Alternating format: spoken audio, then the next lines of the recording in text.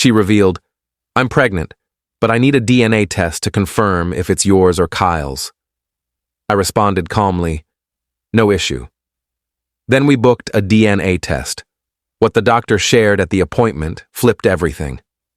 I'm Jake, 31, and was cooking breakfast when my girlfriend Reese, 28, dropped the bombshell. "I'm pregnant," she said, clutching a pregnancy test.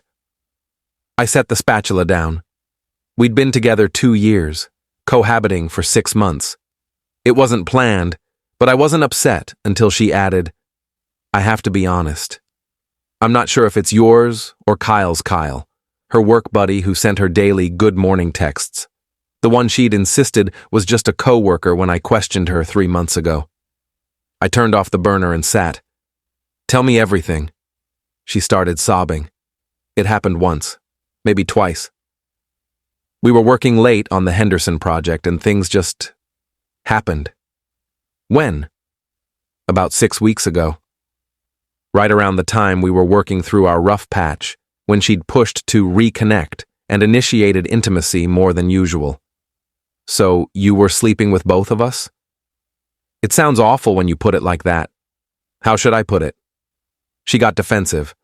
"I'm trying to be transparent here. I could have kept quiet." "You're right," I said evenly. "Thanks for telling me." "Let's schedule a DNA test." She looked shocked. "You're not angry?" "Oh, I'm livid. But yelling won't fix this. When can we do the test?" "We have to wait until I'm at least 9 weeks for a blood test or after the baby's born." "Blood test it is. Book it." She hugged me, crying about how understanding I was, how I'd be a great dad, how this mistake didn't change her feelings. I hugged her back, then went to the bathroom and threw up. That afternoon, while Reese was at work, I called my brother Ethan, a nurse. "Quick question. Can you do a prenatal paternity test at 6 weeks?" "Possible, but 9 weeks is safer for accuracy." "Why?" "I spilled everything." "Dude, get out now." "I need to know first." "Why?" "If it's not yours, leave. If it is, leave." She cheated. It's not that simple. It's exactly that simple. But I had a plan. Reese thought I was a pushover, the safe guy who'd raise another man's kid, no questions asked. She was wrong. First, I gathered evidence, screenshots of her texts with Kyle, left open on her iPad at home. Nothing explicitly sexual, but plenty of "thinking of you," and "last night was incredible" messages from the time frame she mentioned. Second, I called Kyle. "Hey, it's Reese's boyfriend. We need to talk." He hung up instantly, called back 5 minutes later. "I didn't know she had a boyfriend." "Really?" "She lives with me. She said you were roommates." "Did she mention she's pregnant?" Silence. "It might be yours." "What? No way. We used protection. Every time?" More silence. "I can't have a kid. I'm getting married in 4 months. You're engaged?" "Yeah, to Aria. 5 years together. And you're sleeping with Reese?" "It was a mistake." "A couple times, a couple?" Reese said once or twice. "Maybe 4 or 5 times. Aria can't know I hung up. 4 or 5 times, not once or twice." Update 1. The DNA test was in 2 days. Reese was playing the perfect girlfriend, cooking, cleaning, extra affectionate. She was also texting Kyle constantly, thinking she was sly. What she didn't know? Kyle was texting me too, freaking out about his wedding, begging me not to tell Aria, offering to pay for an abortion if Reese agreed. Real charmer. The night before the appointment, Reese sat me down. "I've been thinking, maybe we don't need the test." "Why not?" "Even if it's Kyle's, you're here. You love me. Biology doesn't matter. It matters to me." That's so outdated. Lots of men raise non-biological kids by choice, not because they're deceived. She cried. "Why are you so distant?" "I'm not distant. I'm logical. We need facts to decide. Fine. But when this proves you're the father, you owe me an apology for doubting me." The nerve. She cheats, admits the baby might not be mine, and I'm supposed to apologize for wanting proof. The next morning, I called in sick to work, told Reese I had a meeting. Instead, I went to Kyle's office. He saw me in the lobby and tried to bolt, speed-walking to the elevator. "Kyle, we need to talk about tomorrow." His co-workers stared. He stopped, face flushed. "Not here," he whispered. "Then where?"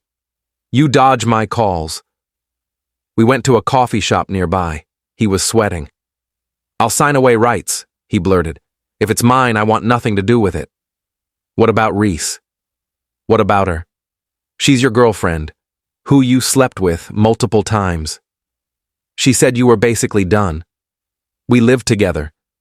She said it was just for convenience that you were moving out soon." More lies. I was seeing the pattern. "Show me the texts where she said that." He scrolled and showed me.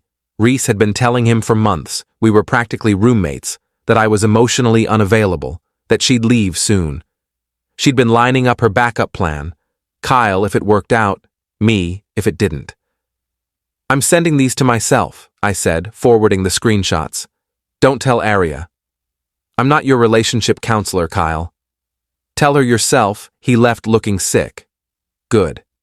Update 2. We went to the appointment together. Reese held my hand in the waiting room, acting like a nervous mom-to-be. The nurse called us back, took Reese's blood, then turned to me. "Oh," the nurse said, checking her chart. "Mr. Davidson, we have your sample from last week." Reese's head whipped toward me. "Last week?" "Yeah," I said casually. "I came early to save time." A lie, but Reese didn't know. The nurse looked puzzled but professional. "I don't see a record." "Could you check under my full legal name?" she typed. Oh, there it is. Filing error, probably bless nurses who can read a room. Reese was suspicious but couldn't call it out without seeming paranoid.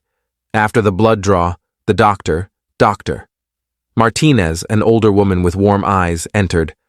"So, we're doing a prenatal paternity test?" "Yes," Reese said quickly. "Just to confirm." "I see. Mr. Davidson, you're a potential father?" "One of them," I said clearly. Reese nudged me under the table. "One of them?" Dr. Martinez raised an eyebrow. "There's another potential father, Kyle Morrison. He couldn't make it." "He doesn't need to be here," Reese interjected. "It's definitely one of you two." "Actually," Dr. Martinez said, "for the most accurate results, we should test all potential fathers." "Kyle's not available," Reese said fast. "Odd," I said, pulling out my phone.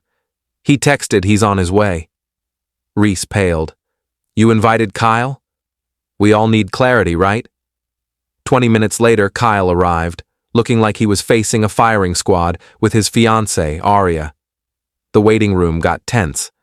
"Why is she here?" Reese demanded. "I told her everything," Kyle said quietly. "She deserves the truth." Aria glared at Reese. "You're the homewrecker sleeping with my fiancé?" "I'm not a homewrecker."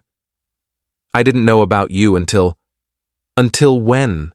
"Kyle says you've known for months," Dr. Martinez stepped in. "Let's all calm down. Mr. Morrison, we need your blood sample."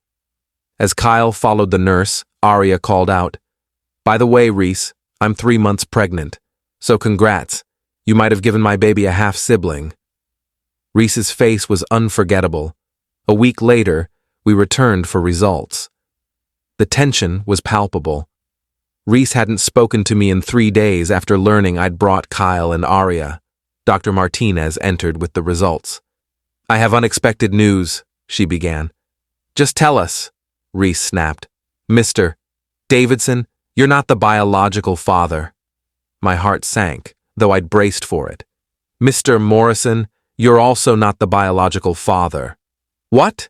Everyone spoke at once. Reese yelling about faulty tests, Kyle demanding a retest, Aria laughing hysterically. "However," Dr. Martinez raised her voice, "there's more." The room quieted. "Miss Thompson, your blood work revealed something. You're not actually pregnant." "What?" "Your HCG levels indicate a chemical pregnancy, a very early miscarriage that wasn't viable. Your body has already processed it." The home test caught HCG during that brief window, Reese sobbed. But I had symptoms. Morning sickness. Stress and anxiety can mimic those, doctor, Martinez said gently. So there's no baby? Kyle asked, relieved. No baby. But the paternity test?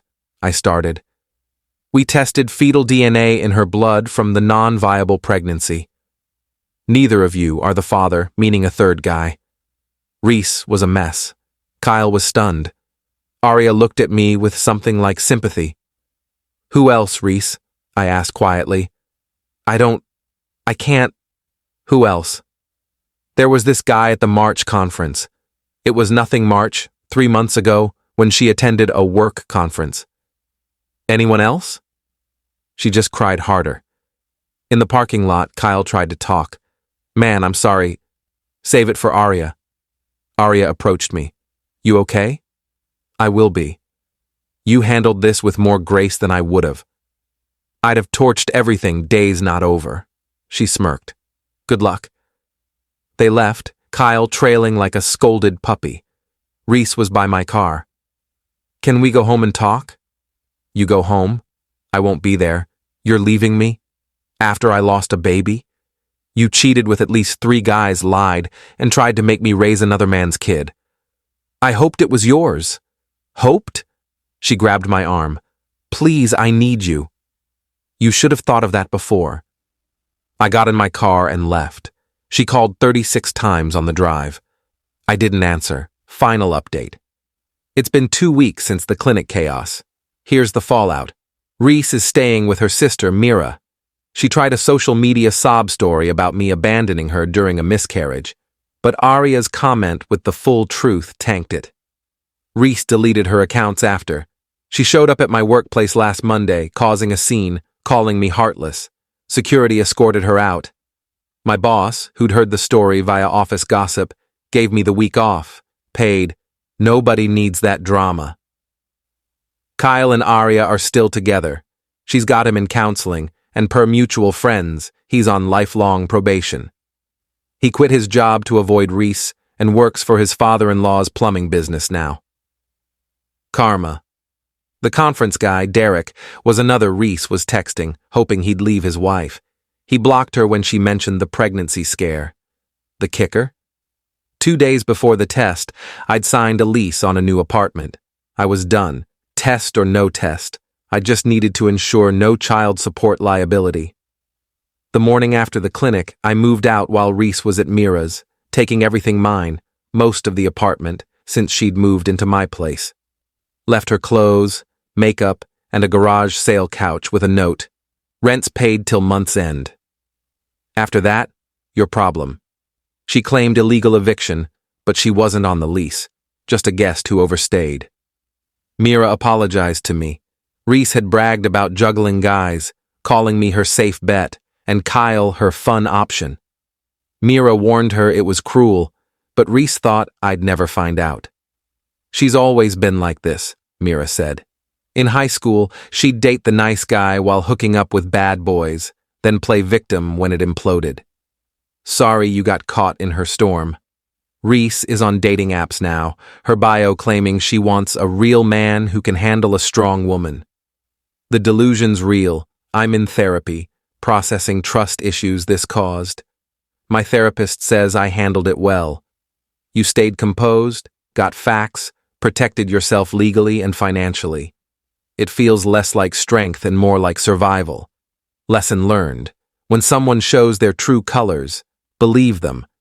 When they say they're pregnant with a possibly not yours baby, get a DNA test. My friend asked if I regret not giving her another chance. Another chance to what?